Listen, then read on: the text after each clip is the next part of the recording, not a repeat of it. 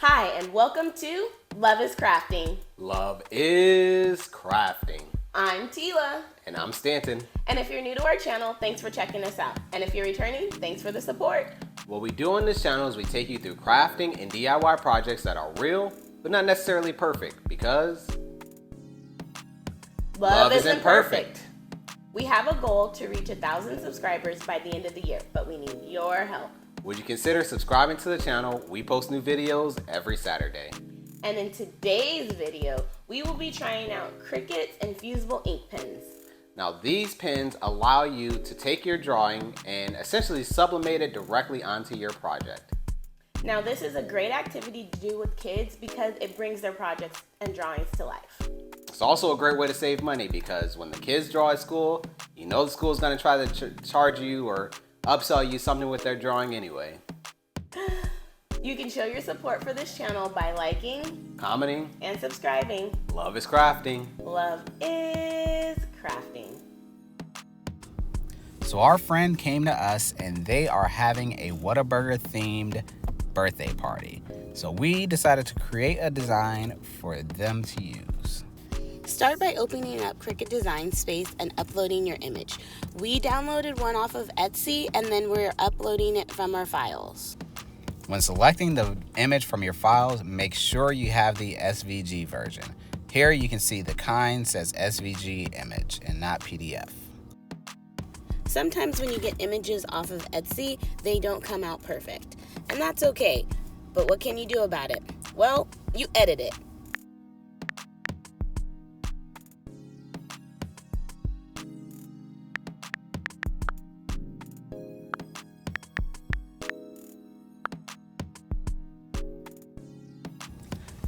With this image, there is this random line that's on the right side. So we are going to work on removing it. So to do that, we are going to ungroup it so that every piece can be altered individually.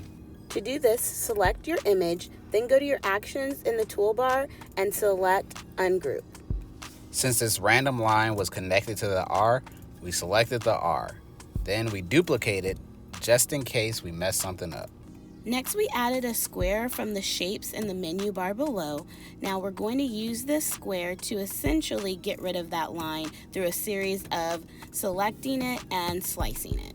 Remember, you can only slice 2 images at a time, but you can zoom in and make sure that you're the most precise when making these cuts.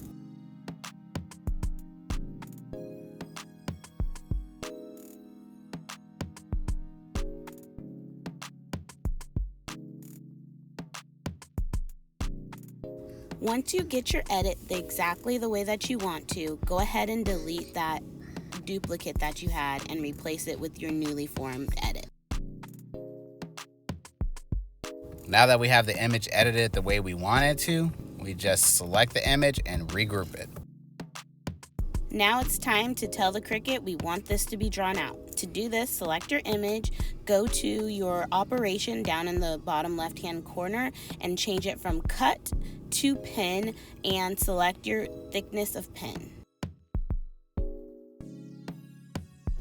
Make sure you size the image to make it fit onto whatever project that you're doing.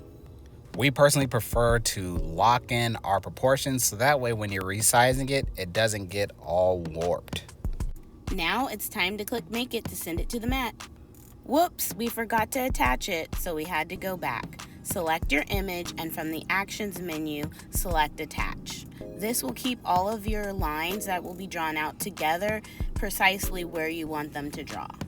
Now we really are ready to draw, and since we're just using copy paper with the material size instead of 12 by 12, make sure you select letter and make sure you mirror.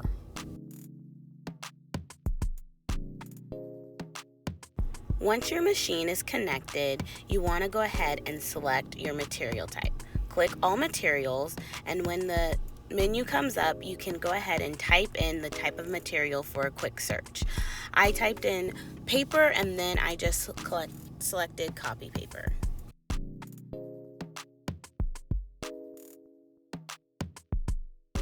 Then it's time to insert your pen. Make sure you place it into clamp A and use a little bit of pressure. Just keep pressing until it snaps into place.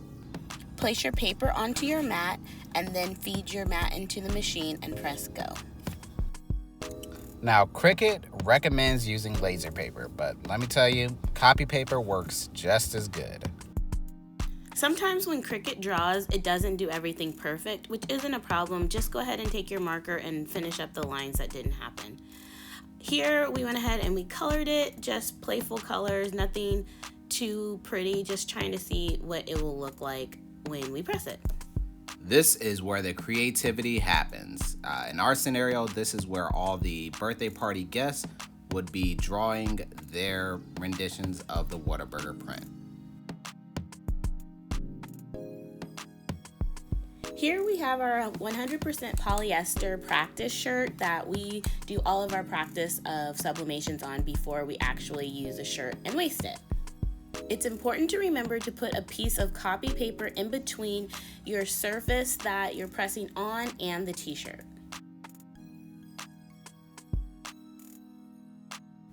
There's a few layers that we have to do to make sure that this press comes out good. First, we put our copy paper with our design. Then we put an additional piece of copy paper. And after those two are down, we will add in our butcher paper before we press this design. Cricut recommends using the heat setting of at least 385 degrees for 40 seconds. However, we have the Easy Press 1 and it doesn't go up that high. The most it goes to is 360, so I thought, why not? Let's just try it. And we pressed it for a total of 90 seconds.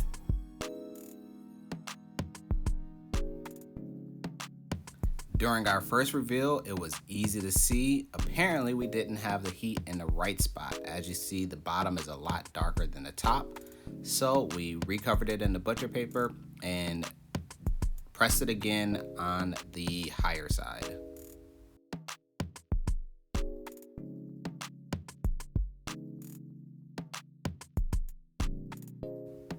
As you can tell, the ink goes through quite a few layers, so make sure you are protecting your surfaces on whatever you're pressing it, on the bottom and the top. Otherwise, you don't want to ruin your surfaces. And here is the final result. This is what these infusible ink markers do, and in my opinion, looks pretty good.